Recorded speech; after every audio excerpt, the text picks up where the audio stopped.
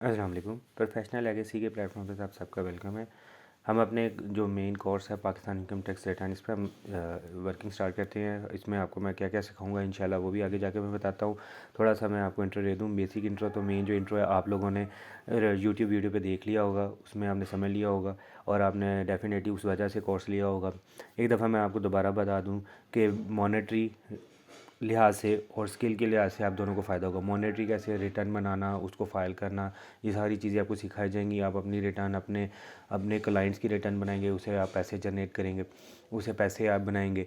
और इसी तरह अगर स्किल के लिहाज से देखा जाएगा तो आप लोगों के पास अगर जो बच्चे professional studies like CA ACCA और MBA में हैं, अगर वो ये कोर्स लेते हैं तो उनके पास एक कंपेटिटिव एडवांटेज होगा। जो अभी पढ़ रहे हैं या जो अभी किसी जॉब पे हैं, उन दोनों के लिहाज से मैं अगर बताऊं तो दोनों को कंपेटिटिव एडवांटेज है। एक स्किल है, एक नॉलेज है, एक ऐसा इनके पास स्किल है जो आगे बढ़ता जाएगा। वो कैसे कि आए दिन अगर हम देखा जाए FBR पाकिस्तान का जो फेडरल बोर्ड ऑफ रेवेन्यू है, जो टैक्स कलेक्शन का अदारा है, वो अगर देखा जाए तो प्रीवियस ईयर से हर साल टैक्स कलेक्शन में नए रूल्स ला रहा है ताकि ज़्यादा से ज़्यादा कलेक्शन होती जाए। अगर आप प्रीवियस ईयर को देखें, टैक्स ईयर 2023 और अब जो 2024 था, अगर उसको भी देखें तो उसमें प्रीवियस ईयर 2023 के निस्बत बहुत ज़्यादा इजाफा हुआ, ऑलमोस्ट 200% से ज़्यादा इजाफा हुआ है। और यही ट्रेंड आपको आने वाले सालों में टैक्स ईयर 2025 2026 इंशाल्लाह इंक्रीजिंग नज़र आता आएगा। यानी आप लोगों की इस स्किल की डिमांड बहुत ज़्यादा बढ़ती जाएगी। वो अब ये तो मॉनेटरी लिहाज से आपको मैंने बता दिया कि ज़ाहिर सी बात है डिमांड बढ़ेगी आप लोगों की। टैक्स की डिमांड यानी बढ़ेगी। टैक्स जो प्रैक्टिशनर है, जो फाइलर है, उन लोगों की अगर डिमांड बढ़ेगी तो इसका मतलब है कि आप लोगों की भी डिमांड बढ़ेगी। जब आप लोगों की डिमांड बढ़ेगी तो आप लोग ज़्यादा पैसे चार्ज करोगे। ऑब्वियसली यही होता है, डिमांड एंड सप्लाई का रूल आप सबको पता है। तो लिहाजा मॉनेटरी लिहाज से तो मैंने आपको बता दिया, एक आप टैक्स रिटर्न फाइल करोगे उसके पैसे चार्ज करोगे, NTN कैसे बनाया जाता है उसके पैसे चार्ज करोगे। इंशाल्लाह वो चीज़ भी आपको, ये सारी चीज़ें टैक्स रिटर्न और NTN making, her cheese A to Z आपको सिखाया जाएगा। फिर एक अगर हम स्किल के लिहाज से देखा जाए, जो बच्चे अभी फर्म ज्वाइन करना चाहते हैं लाइक CA ACCA वाले, उनकी ये CV में एक प्लस पॉइंट ऐड होगा जिसमें ये लिखा होगा कि इनको टैक्स रिटर्न का काम आता है, FBR के पोर्टल पर फाइलिंग आती है, हर चीज़ इनको आती है। तो एक बाकी बच्चों की निस्बत एक कंपेटिटिव एडवांटेज ये ऑलरेडी लेके चल रहे होंगे। और हाँ, जो बच्चे या जो स्टूडेंट या जो भी ये हमारा ये कोर्स ले रहे हैं, वो अगर जॉब भी कर रहे हैं तो उस लिहाज से भी इनको कंपेटिटिव एडवांटेज इस तरह होगा कि एक स्किल होगा जो अपनी रिटर्न खुद भी फाइल करेंगे, अपने कोलीग्स की, अपने पर्सनल काम, पर्सनल क्लाइंट्स होंगे उनसे भी। तो एक जॉब के साथ साथ एक साइड बिजनेस होगा जिससे ये अपनी रेवेन्यू जनरेट कर सकते हैं। तो ये सारी चीज़ें जो है ना, इंशाल्लाह हम आप लोगों को अपने इस कोर्स में सिखाएंगे। तो सबसे पहले मैं अपनी आउटलाइन में बता दूँ कि हमने इस कोर्स में क्या क्या सीखना है। मैं आपको एक दफ़ा बेसिक सरसरी से बता देता हूँ, उसके बाद हम स्टार्ट अपने जो मेन पॉइंट हैं। जैसे मैंने अपने इस कोर्स को 10 पॉइंट्स में डिवाइड कर दिया। अगर आप देखेंगे तो मैंने 10 पॉइंट्स में इनको डिवाइड किया हुआ है। तो मैं सबसे पहले आपको इस कोर्स में सिखाऊंगा कि सबसे पहले मेन इंपॉर्टेंट कि हमें रिटर्न बनाने के लिए क्या क्या चीज़ें चाहिए होती हैं।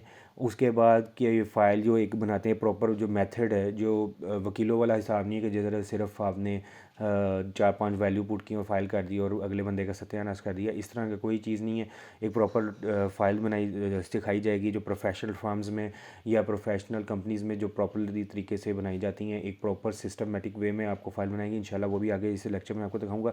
उसके बाद डेट्स चेंज कंपैरेटिव, ये क्या चीज़ होती है इंशाल्लाह आगे जब हम मूव करेंगे वो साथ साथ आपको मैं बताता जाऊँगा। Bank analysis which is the most important जो इस रिटर्न का है, वो बैंक स्टेटमेंट का हमने एनालिसिस करना है, उसको टाइप कैसे करना है, वो सबसे इंपॉर्टेंट जो चीज़ है वो आगे आगे मैं बताऊँगा।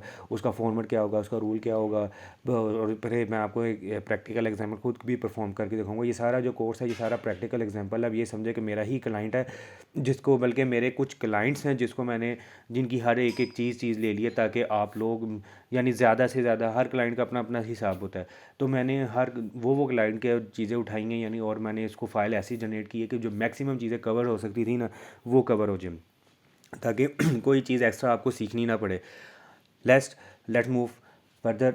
उसके बाद जो पॉइंट नंबर 6 होगा, फाइल लिंकिंग होगी। वो क्या चीज़ है वो भी इंशाल्लाह जब आगे मूव करेंगे वो बताएंगे। उसका सारा जो सिनेरियो है, क्या चीज़ होती है वो, किस तरह की जाती है, बैंक की जो हमने एनालिसिस किया होगा उसको फाइल जो हमने बनाई होगी पॉइंट नंबर 2 में, उसको कैसे लिंक करना होगा, सस्पेंस अकाउंट क्या होता है, उसके रूल्स क्या हैं, उसके फॉर्मेट क्या हैं, इंशाल्लाह वो भी आगे जब हम मूव करेंगे वो भी आप कुछ कहेंगे। पॉइंट नंबर 8 होगा एंटी एंड मेकिंग प्रोसेस। मैंने एक सिस्टमेटिक वे में ले गया हूँ, जहाँ फाइल बनाएंगे उसके बाद आप रजिस्ट्रेशन करेंगे, उसके बाद फाइलिंग करेंगे।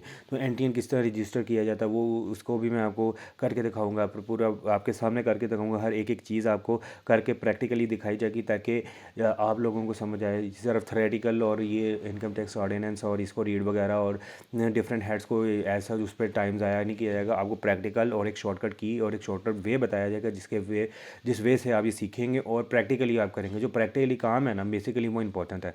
आपको थ्योरेटिकली आप देखें, जब अगर आप फॉर एग्जाम्पल क्वालिफाई भी कर लेते हैं या क्वालिफाई हैं, तो आप लोगों के पास मोबाइल या लैपटॉप अवेलेबल है, आप उसमें अपनी ऑर्डिनेंस सारे रूल्स रेगुलेशन आप वहाँ जाके पढ़ भी सकते हैं। ठीक है, आपको माइंड में याद नहीं, इतने रूल्स रेगुलेशन सेक्शंस हैं आपको माइंड में याद नहीं है, लेकिन आप एटलीस्ट आपके पास ऑर्डिनेंस होगा, आप उसको समझ सकते हैं, खुद ही वहाँ जाके पढ़ सकते हैं। लेकिन जो प्रैक्टिकली जो चीज़ होती है सीखनी, जो हमें सीखनी चाहिए, जो हमें जो स्किल है जो हमें आना चाहिए, जो प्रैक्टिकली होता है, ज़ाहिर सी बात है थ्योरेटिकल और प्रैक्टिकल में फ़र्क होता है। जो प्रैक्टिकली है ना वो आपको मैं इस कोर्स में सिखाऊंगा। उसके बाद कंप्यूटेशन टैक्स कैलकुलेशन वो सारा एक प्रोसेस है, वो आईआरएस पे भी एक मेथड सारा है, वो किस तरह होगा वो भी इंशाल्लाह आगे बताऊंगा। आईआरएस क्या होती है, ये एफबीआर का पोर्टल है जहां हम रिटर्न फाइल करते हैं, उसकी सारी एक्सप्लेनेशन वो पॉइंट नंबर 10 में आपको इंशाल्लाह सिखाई जाएगी, और टैक्स रिटर्न सबमिशन की सारा प्रोसीजर आपको बताया जाएगा।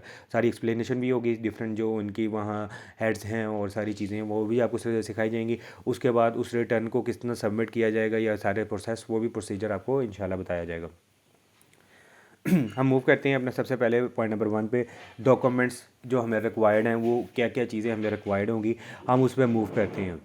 सबसे पहले हमें एक रिटर्न बनाने के लिए हमने अपने क्लाइंट से सबसे पहले हमने क्या क्या चीज़ें डिमांड करनी है, हमने वो चीज़ें जो रेलिवेंट हमें चाहिए होंगी। हम सबसे पहले इनिशियल चीज़ें जो हमें अपनी एक क्लाइंट की रिटर्न या अपनी रिटर्न बनाने के लिए हमें चाहिए, वो अगर आपके क्लाइंट का जो बैंक स्टेटमेंट्स हैं, जितने भी बैंक है उसकी स्टेटमेंट चाहिए, चाहे उसके HBL में अकाउंट है, UBL है, अमेज़ॉन है, जितने भी हैं 5 हैं, 10 हैं, 1 है, 2 है, जितने भी अकाउंट्स होंगे ना बैंक के, उनकी बैंक स्टेटमेंट चाहिए होगी। किस पीरियड के रेलिवेंट टैक्स पीरियड हमारा जो भी होगा, अगर अभी की बात किया जाए तो वो है 1 जुलाई 2023 से लेकर 30 जून 24 तक, यानी टैक्स ईयर 24।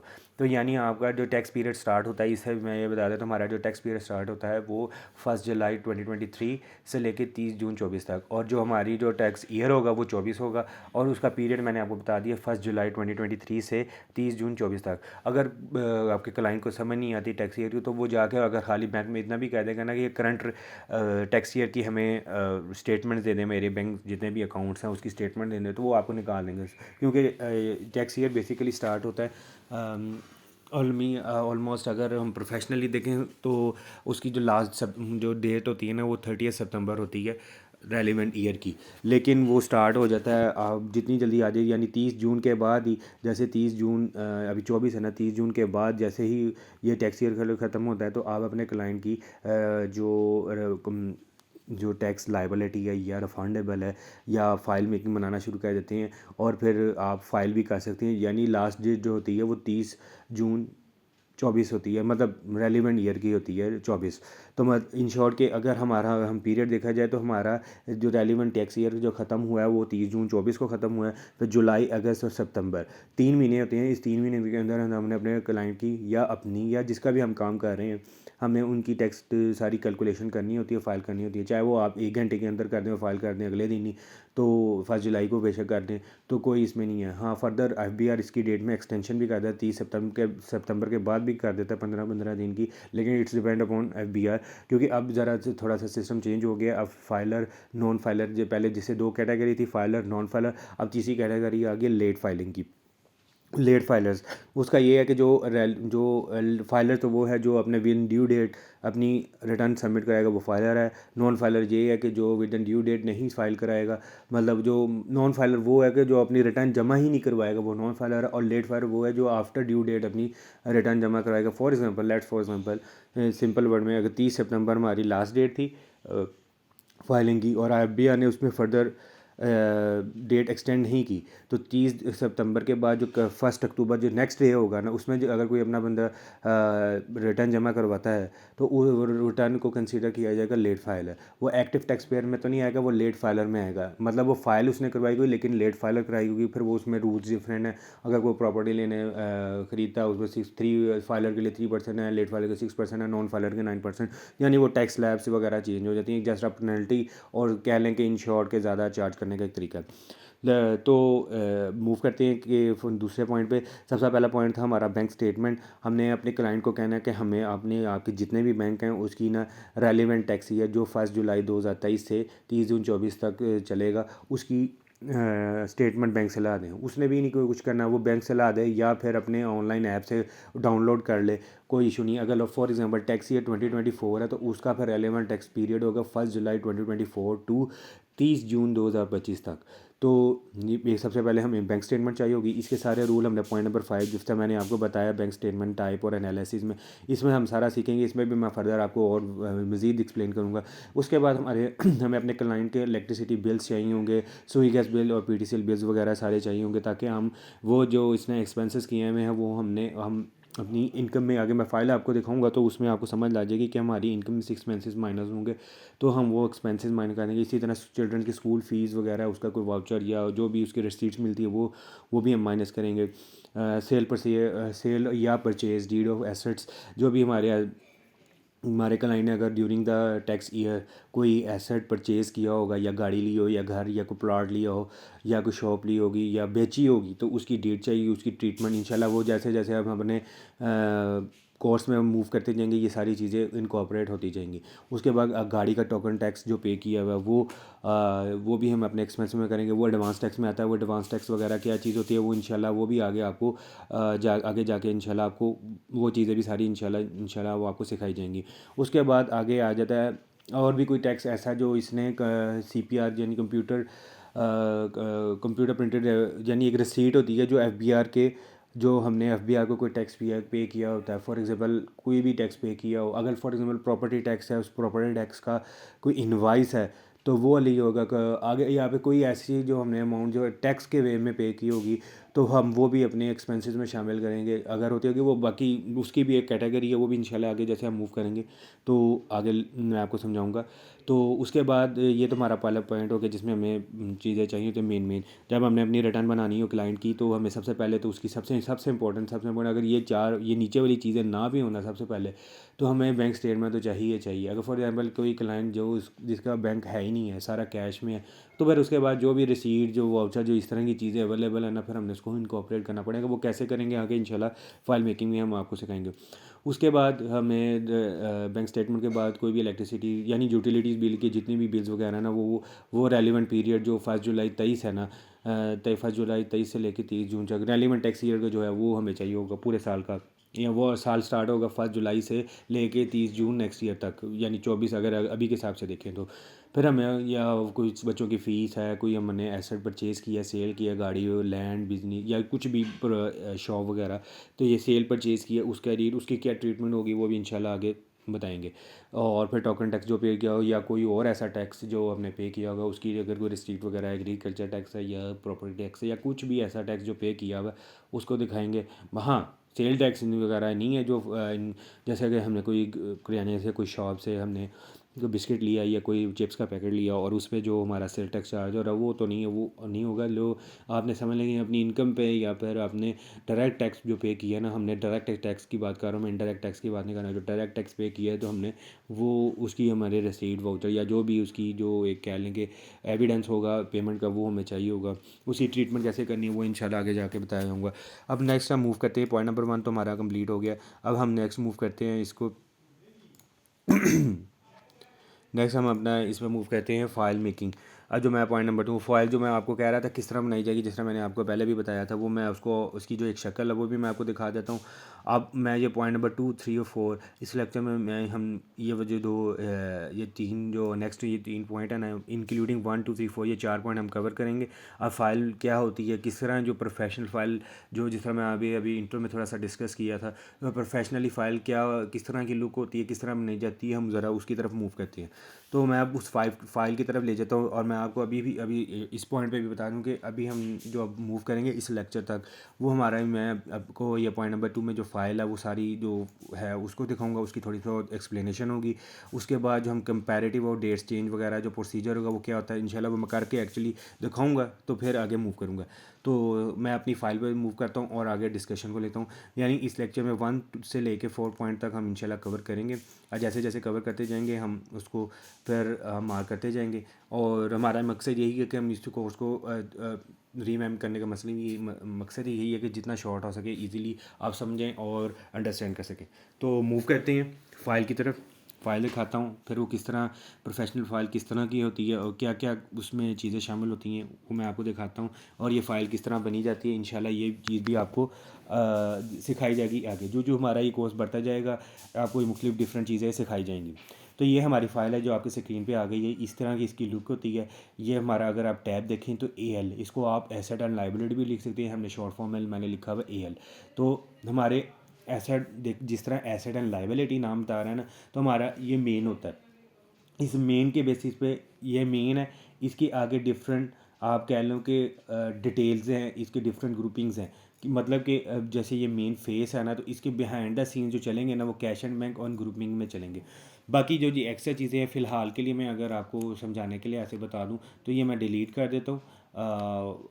उसके बाद ही जब आगे मूव करेंगे, जो जो आगे मूव करते रहेंगे मैं आपको बता दूंगा। अभी आपके लिहाज से आप समझें कि ये आपका मेन है। आपके लिए ये 3 बेसिकली ये भी आपके लिए इतनी इंपॉर्टेंट नहीं है, लेकिन जैसे मैंने रखी है एक वजह, तो वो मैं इंशाल्लाह आगे ये भी मैं डिलीट कर दूंगा।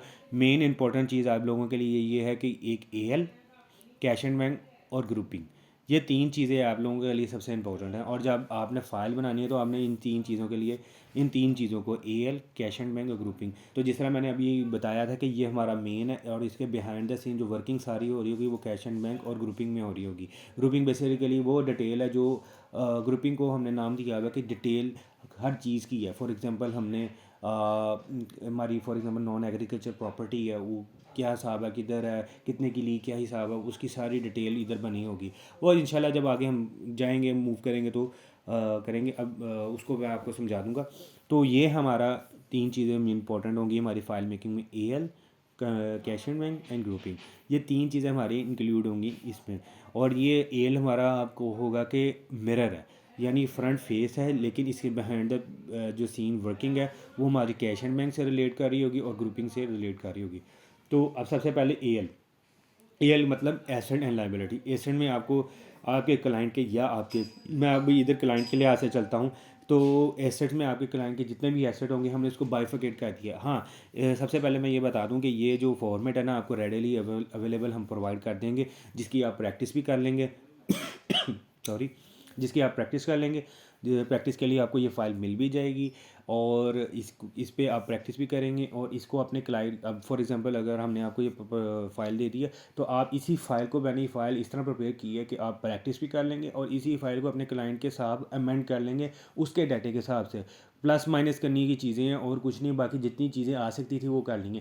जो चीज़ें नहीं होंगी वो आप डिलीट कर देंगे और जो चीज़ें ऐड करनी होंगी वो खुद ऐड कर देंगे रेलिवेंट हैंड में। तो यानी फ़ाइल ऐसी नहीं है कि आपकी प्रैक्टिस भी इससे हो जाएगी और फ़ाइल बनाने के साथ साथ कल को आपका क्लाइंट आता है तो एक आपको फॉर्मेट मिल गया कि आप उस फॉर्मेट में अपने क्लाइंट के हिसाब से चीज़ें ऐड और लेस कर लेंगे। ठीक है जी। सबसे पहले हम मूव करते हैं एसेट। तो अभी मैं अपनी जो पॉइंट नंबर 3 जो 2 है ना, मैं अभी वो एक्सप्लेन कर रहा हूँ, पर 3 और 4 पर लेके आपको जाऊँगा। तो अभी मैं आपको फ़ाइल क्या है वो मैंने आपको दिखाई है, ये है जिसमें हमारा एसेट आ रहा है। ये एसेट में सारी एसेट की डिटेल्स आ रही हैं हमारे क्लाइंट की और इसको भी हम एक्सप्लेन करता हूँ। ये हमारी लाइबिलिटी आ रही है, ठीक है जी। वो ये आगे मूव कर रहा हूँ, आगे जाऊँगा फिर बनाऊँगा। उसके बाद हमारी इंपॉर्टेंट आ जाती है वेल्थ रिकन्सिलिएशन। आपके एसेट और लायबिलिटी का जो net difference during the year होगा ना, वो आपकी वेल्थ रिकन्सिलिएशन स्टेटमेंट है उसमें रिफ्लेक्ट कर रहा होगा। वेल्थ रिकन्सिलिएशन स्टेटमेंट जो होगी वो हमारे रेलिवेंट करंट ईयर टैक्स, जो रेलिवेंट टैक्स ईयर होगा उसके रिलेटेड होगी।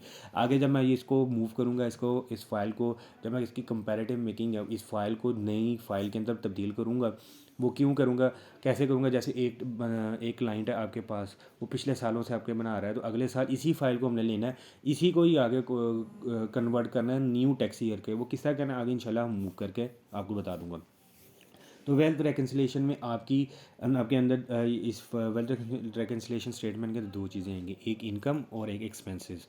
इनकम आएगी ड्यूरिंग द ईयर, जिस भी वजह से आपके क्लाइंट को इनकम आई होगी वो फिर उसमें से हम माइनस कर देंगे जो जो एक्सपेंसेस हमने पे किए होंगे। ये उसमें इवन कि ये जो टैक्सेज हमने पे किए होंगे ना, 149 ये सैलरी पे होता है, इंशाल्लाह ये भी आगे जाके बताया जाएगा। उसके बाद 151 ये भी जो हमारे प्रॉफिट ऑन डेट है, ये भी आगे जब बैंक स्टेटमेंट में बताएंगे, बैंक स्टेटमेंट करूँगा उसमें भी बता दूंगा। फिर 155 ये हमारा डिविडेंड पे होता है, रेंट पे सॉरी होता है, और 236C जो हमने सेल ऑफ प्रॉपर्टी जो की होती है उस पर होता है। तो ये सारी चीज़ें इंशाल्लाह आगे हम डिस्कस करेंगे और आपको बताएंगे। इस तो यानी आपकी इनकम में से एक्सपेंसेस, उन एक्सपेंसेस के अंदर आपने वो जो मैंने जिस तरह आपको स्टार्ट में जो बताया था ना, कि जो भी टैक्सेस आपने पे किए होंगे उसकी हमें रिसीट चाहिए होगी, ताकि हम उसकी एविडेंस ऐसा इधर लगा लें, और या एग्रीकल्चर टैक्स देखें। तो यानी वो टैक्सेस जो हैं जो हमने पे किए होंगे वो हम अपनी इनकम से माइनस कर देंगे। फिर बैंक चार्जेस है वो भी इंशाल्लाह बैंक जब हम टाइप करेंगे, एनालिसिस करेंगे, उसमें आपको एक्सप्लेन कर दूंगा। फिर गिफ्ट टू फैमिली मेम्बर ये भी इंशाल्लाह आगे फर्दर जाके हम बता देंगे, ये भी आगे डिस्कस होगा। फिर पर्सनल एक्सपेंसेस अगर इसके अंदर मैं आपको लेके जाऊँ तो इसके अंदर आपने यूटिलिटी एक्सपेंसेस जितने भी हैं आपने पे किए होंगे वो हैं, क्रेडिट कार्ड के थ्रू पेमेंट स्कीम ही है, वो भी इंशाल्लाह जैसे जैसे मूव करेंगे। ये काफ़ी सारी जो चीज़ें हैं ना, POS क्रेडिट कार्ड पेमेंट्स, ये सारी आप कह लेंगे आगे जब हमने पॉइंट नंबर 5 बैंक एनालिसिस करना है तो वहाँ हमारे ये कवर हो जाएंगी। और सरसरी सा इसमें भी मैं आपको बता दूंगा इस लेक्चर में भी, बाकी जो डिटेल्स होंगी ना वो आगे अपने अपने जो जैसे जैसे आगे कोर्स बढ़ता जाएगा उसमें कवर होती रहेंगी। तो ये हमारा AL है जिसमें हमारी दो चीज़ें आती हैं, एक एसेट एंड लायबिलिटी आती है और एक हमारी वेल्थ रिकन्सिलेशन आती है। अब ये मैंने दिखा दिए, ये फ्रंट है, इसके बैक एंड पे जो वर्किंग होगी वो कैश एंड बैंक और ग्रुपिंग में होगी। अब मैं आपको एक्सप्लेन कर देता हूँ थोड़ा बहुत, ये जो फाइल हमारी अब और इसको किस तरह आगे हमने रेलिवेंट टैक्स ईयर के हिसाब से हमने कन्वर्ट करना वो। सबसे पहले अगर आप देखें तो हमारी फ़ाइल है, इसमें हमारा क्लाइंट नेम आएगा, क्लाइंट नेम के बाद statement of asset and liability as at मतलब रेलिवेंट जो पीरियड होगा हमने वो लिखना है। जैसे हमारा टैक्स ईयर 2024 है तो उस हिसाब से हम लिखेंगे। ओके, ये हमने लिख दिया जी। और ये टैक्स ईयर 2024 है, ये जब मैं आगे ये जो डेट्स है ना ये 2023 के हैं, लेकिन हमारा तो पीरियड टैक्स ईयर 2024 है, तो उसके हिसाब से हमने इसको अभी आगे कन्वर्ट करना है। वो जब करेंगे ना पॉइंट नंबर 3 और 4 तो उसके साथ करूँगा, अभी जस्ट मैं एक्सप्लेन कर रहा हूँ, ठीक है।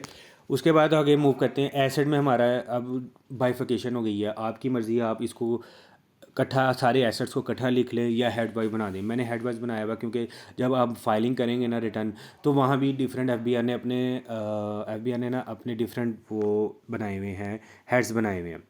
तो जो जो आगे हम मूव करते जाएंगे तो हमारा ना जैसे FBR के हेड्स है ना, तो मैंने भी उस वे में बना लिए ताकि हमारे लिए भी ईजी हो जाए कि हम ईज़िली उसको हमने अपनी फ़ाइल में ही वो हेड जो ऑलरेडी FBI ने बनाए हुए हैं, अगर हम उसी को ऑलरेडी अपनी फ़ाइल को भी उस तरह बना दें तो हमारे लिए वहाँ भी इजी हो जाएगा। हमने बस हेड का टाइटल पढ़ना है, उसके आगे जो नाम शाम होगा हमने बस नाम का हेड का टाइटल पढ़ा, उसके आगे नाम वगैरह है वो उसको हमने इनकॉर्पोरेट कर लिया।